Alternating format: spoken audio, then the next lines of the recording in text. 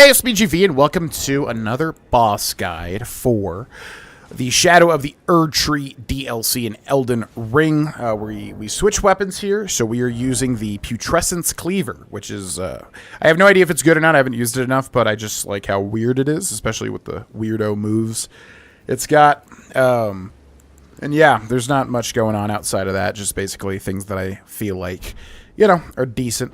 There is our stats as well. Somebody said my webcam was blocking my stats, but I mean, all that it's blocking is my damage and damage negation. So I mean, all the important stuff's on the left, I would say. But anyways, these guys are in the hinterlands, or the hinterland.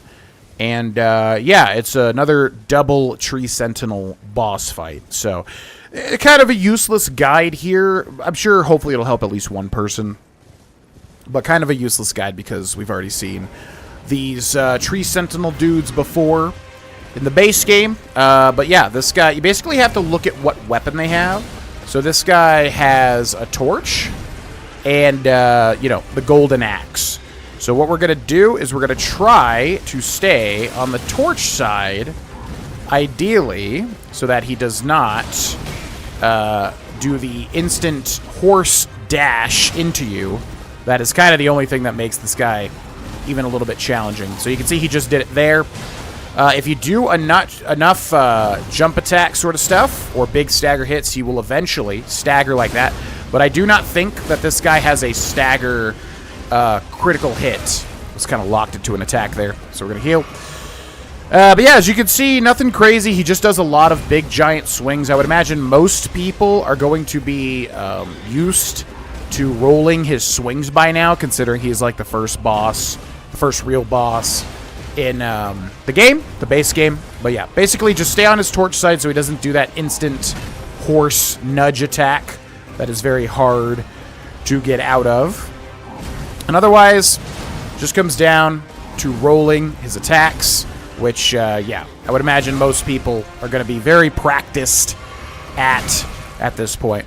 Let's see if we can finish him with the cool thing here, because this weapon's got about 2 weird moves. So we're going to roll into that. We're going to do an L2. And then if I just keep slamming L2... Oh, it's going to use my stamina. Oh, my God. Yeah, I like that. Which I like. Yeah, it uses your stamina infinitely to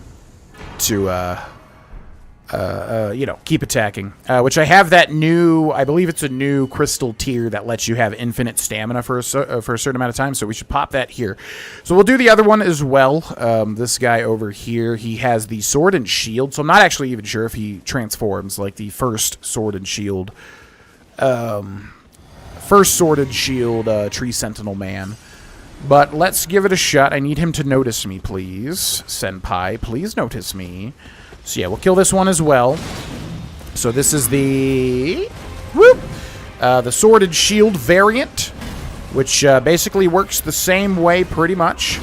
We're going to do one of those and roll. It's going to catch me there, unfortunately. I'm going to do a jumping attack here. So yeah, same thing. You basically want to be on the side of the shield here because he will not do the instant horse bash if you are on the side of the shield. I'm trying to get there, but this rock area is kind of making it difficult. We're going to go for a stagger here. He's definitely wanting to stagger. There's the stagger. So I'm going to do an L2, followed by an R2 if I have enough stamina. Unfortunately, I do not. Okay. So, oh, he does enter. All right, so he's going to do a big shield slam there, and now he does get a magic reversal move, so he can, like, charge up his shield and basically knock back your spells, which we're not using spells, but just keep that in mind. Okay, and then also he should do a couple of big giant slams as well. I'm not sure if this guy even gets that. That's what the normal one has in the base game. But yeah, he's not doing much here. We're going to do an L2, and we're going to do another R2 to follow it up. Beautiful. And yeah, so that has a huge AoE, that slam there. But again, I would imagine most people at this point in time are going to be really, you know, knowledgeable of what these guys can do. You get 2 blessings of America, which are basically this game's blessing of divine grace or whatever the heck it's called. You know, fully divine blessings, fully fully heals you, basically. But yeah, double little Tree Sentinel there. You just kind of have to always look at what weapons they have to try and figure out, how to flip things on the fly. But very standard. Like I said, if you're having trouble with this guy, definitely go back to the original game and practice the first Tree Sentinel boss there.